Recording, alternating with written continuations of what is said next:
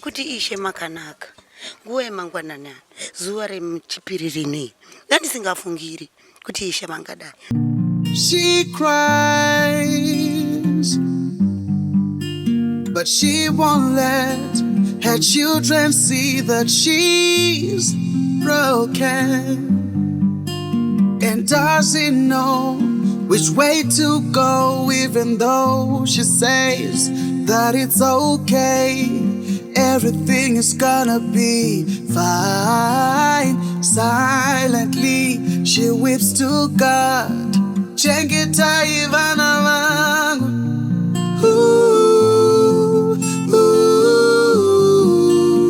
Chengeta ivana vangu.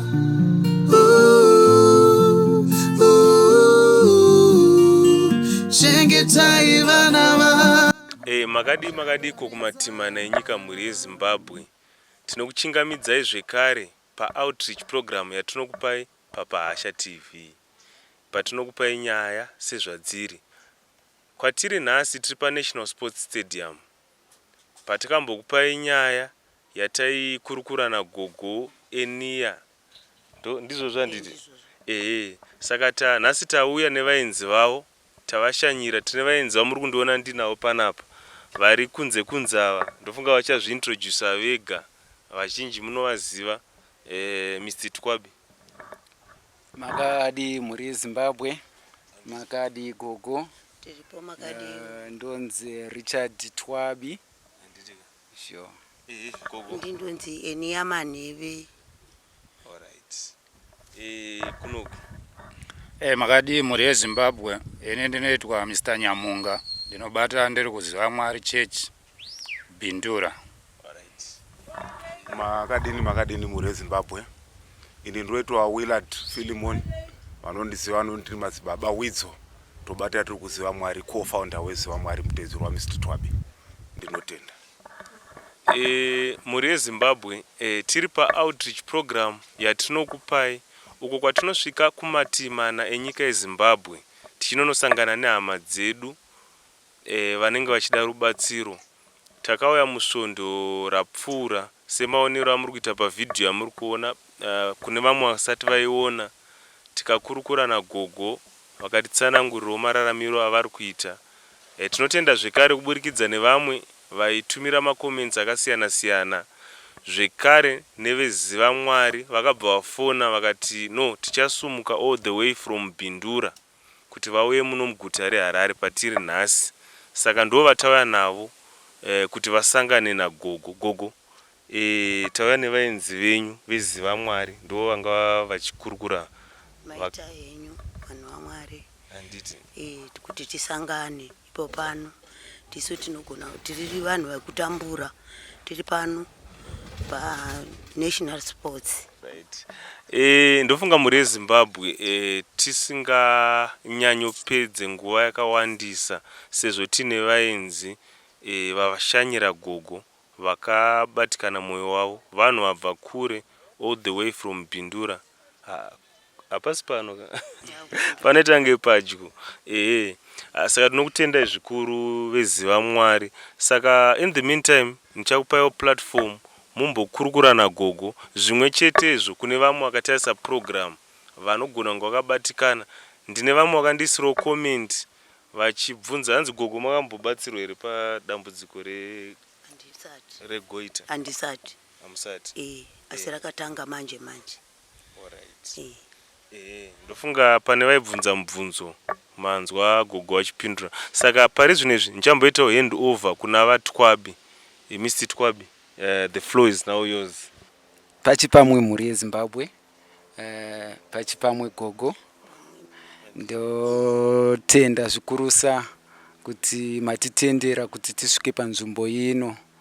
Tichitendawo Nyadenga musiki wedu atifambisawo all the way from Bindura tichiuya pano kuti tizokuonai tizokwanisa kubetserana pane zvishoma zvatauya nazvo kuti mukwanise kuenderera mberi nekurarama, mukwanise kuchengeta vazukuru vari pano.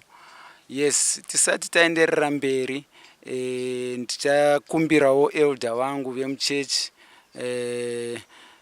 ariye co-founder wangu wechechi ZvamuMwari, baba mateburu motivhurira nemunyengetero, a brief prayer, then because zvese zvinotungamirwa naShe. Ruoko rwaMwari, chiedza chaMwari ndio chatisvitsa pano, ndio chatiri kuda kurarama tiri pasi pacho.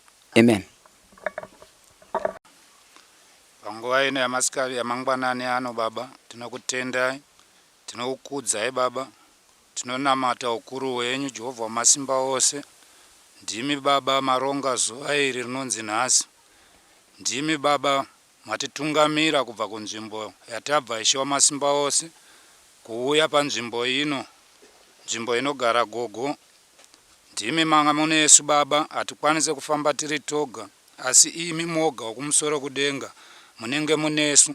Pane zvose zvatinoita baba, imi munenge makatirinda Jehovha wamasimba ose, nokuti hatikwanise kuita chinhu tiri toga, tiri vatadzi baba, asi tinovavarira baba kuuya kwamuri Jehovha wamasimba ose. Naivo Gogo baba, tinovatenda Ishe wamasimba ose, avo vatitendera kusvika pavari baba, kuti gokurukura navo, tigonzwisisana navo baba, tichiona mararamiro avo avari kuita vari panzvimbo ino.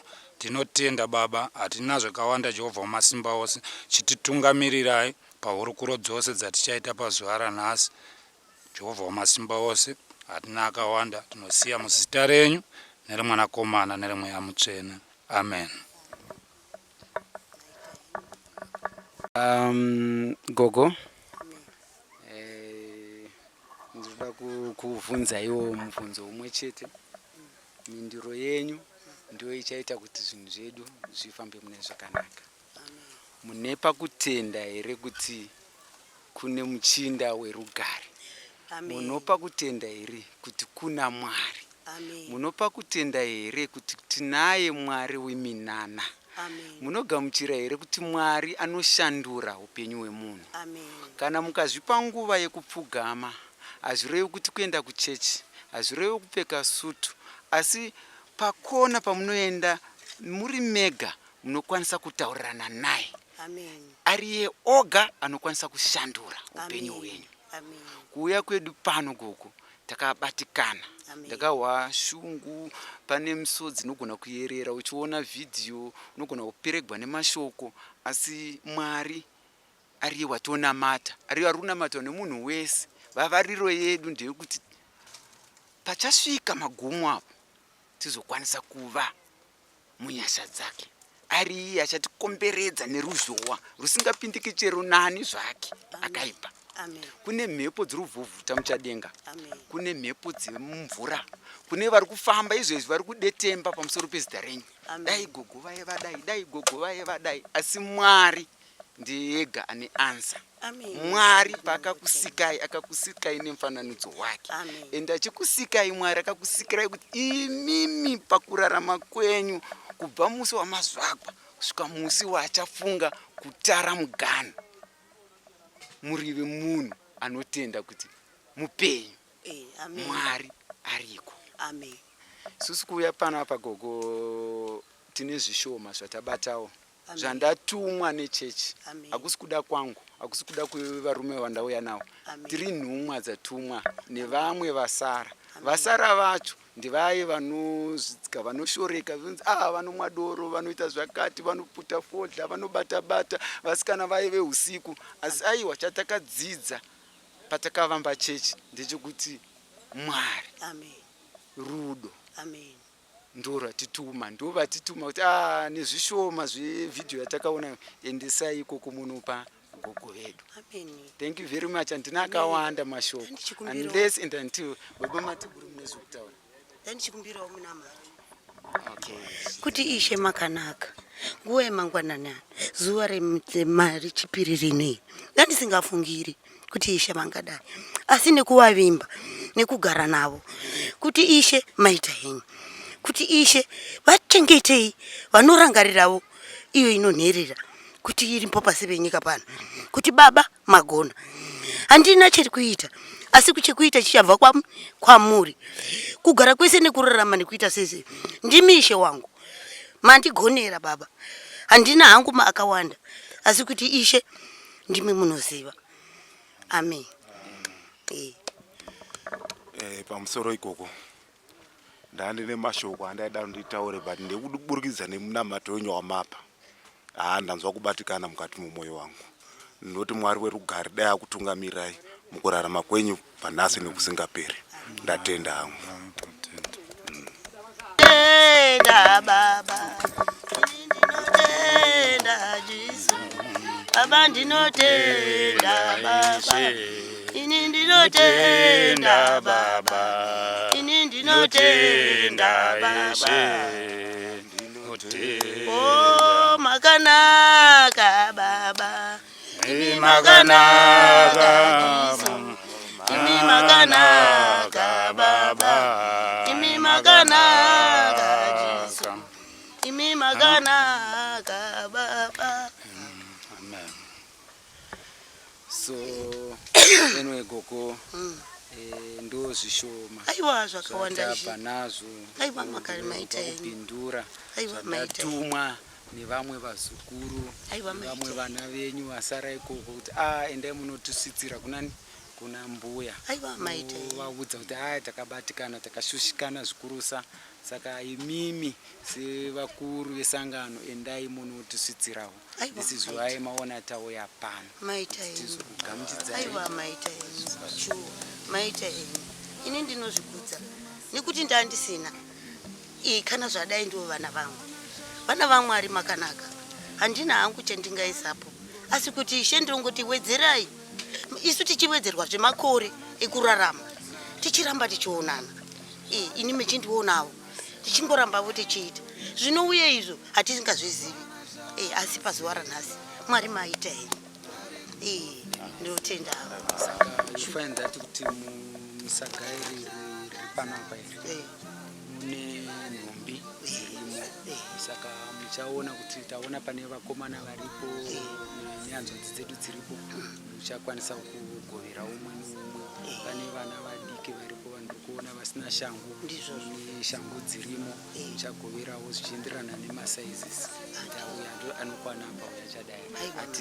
havasi vese vachakwana vashoma ivavo vanokwanisa kukwana ipapo muvagamuchidza nesuwo patichadzokera uku tichapawo ripoti kuchechi kuti tafamba zvakanaka Gogo tavaona tavasvitsa zvinhu zviya asi pane zvakati zviri kushomeka muchaona futi tichidzoka futi nerumwe rwedetserai futi aiwa zvina kuipa tinotenda Mwari nyange izvozvi ndinongogwada mamavhi nemagokora kuti Ishe munotichengeta nekuti mufunge tiri pano tandisingambofungiri kuti tingadai nekuti mune minzwa mune masoeso saka Ishe unokutizarurira munondodze kuti basa rese ramuri kuona pariri kubva kwacho dai maitiona mainzwe tsitsi asi ndikutsvaga urarama kuti Ishe dai mandiraramisa ndodi kuba handigoni kana kutorera munhu handigoni asi kuti ndipo pendakaona apa nemaoko angu aiwa ndinotenda hangu kuti vanhu vaMwari kuti maita zvakanaka zvandandisingafungiri kuti zvingaita kudai wakarara unofunga kuti Mwari shuwa muriko kudenga tarisai zvatapuwa izvi kuda kwenyuku nekuti munhu haambofungi ende futi wenyama haaiti kudai asi kunamata Mwari wekudenga ndimi munogona saka tigonerei naivo vauya vakatipa vafambisei zvakanaka vafambe munzira yakanaka ende futi vasawana chakaipa mukati mavanofamba nyange isu pavanopema ngavapemhe nemwoyo wavo chaizvo chaizvo isuwo tichipuwa tigashirewo nemwoyo wakanaka ende tigare zvakanaka tichiyeuka kuti vaya variko Mwari uriko shuwa ndio zvandinokumbira kuti ndinokumbira ukuthi dai pa Mwari apinda pakati pemwoyo wedu tichinamata chingonamata chauya tichinamata Mwari uri kuzvinzwa tichingomupirawo kuti ona saka tinotenda kuti Mwari uri kutichengeta maita babasha motivharira nemunamato zita nemuropa ramambo Jesu tinokunamatai Jehovha panguva yamangwanani ano tinotenda Baba atitungamirira pane zvose Baba zvatangachifambira Jehovha wamasimba ose tiripo Baba panzvimbo ino Baba pakuona Gogo Jehovha wamasimba ose chivainavo Baba pavanosara musare muinavo varangarire nguva dzose Jehovha wamasimba ose tinotenda Baba nenguva yakadai tiri pano Baba tabva kure uko Jehovha une masimba, asi imi munoziva kuti padhuze Jehovha wamasimba. Chifambai nesu kana maakufamba baba, nevanosara osara mune zvakanaka Jehovha wamasimba ose. Mwari wakanaka, Mwari wokudenga, Mwari wamasimba ose, titungamirirei baba, musatirasa Jehovha wamasimba, musarasa mhuri yenyu baba, imhuri yenyu Jehovha unongoni netsitsi nerudo. Itai kuti baba vazive Mwari Jehovha wakanaka, mumwe nemumwe akwanise kunamata Ishe wamasimba panguva imwe neimwe. Kungomuka nokunamata Jehovha, imi munomunzwa, uye pakurara munomunzwa baba, hapana pamusingamunzwa. Chivatungamirirai baba, muvaropafadze, mugoropafadza munhu wose baba wakwanisa kusvika pane ino nzvimbo. Baba ndatenda ndaombera Ishe wamasimba ose, Ishe wamangoni netsitsi nerudo, pane ino nguva baba tanamata Ishe Jehovha muzita renyu nomuropa raJesu, amen. Hama vadikanwi, tasvika pakupera kweprogramu yedu yemuzuva ranhasi pano paoutreach program. Ndinovimba kune vazhinji vainspirewa nemeseji yaGogo, zvekare kune vazhinji vainspirewa nemeseji yatapiwa neZivai Mwari Church all the way from Bindura.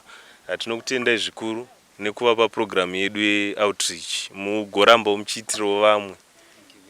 Handiti saka hama vatariri vakatarisa paoutreach program yedu yepaHasha TV, nhamba ndidzodzi dziri pascreen. Ngatirambe tichibatsirawo hama dzedu vanoshaya, vanotambudzika. Tinotenda kune macomments nemalikes nedzimwe hama dzedu dzinotifonera. Ngatirambe tichibatsira hama dzedu, zvekare kana muchida kuzouyawo kuti muve part of the program, kuti tigone kuzofamba tese muchibatsirawo vamwe, nhamba ndidzodzi munotibata. Zvekare muchida kubatana nehama dzedu dzeZivai Mwari Church, varatidza rudo, vangatinawo nhasi rwatotityisa nekuti tongonzwa zvingonzi chechi yezvidhakwa, hatizive manamatiro avanoita, but nhasi vatiratidza rudo, tatodzidzawo zvimwe kubva mavari. For now it's a bye bye.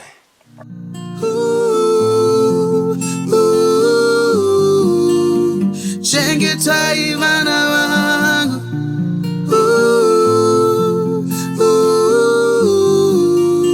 chengetai vana vangu, chando nenzara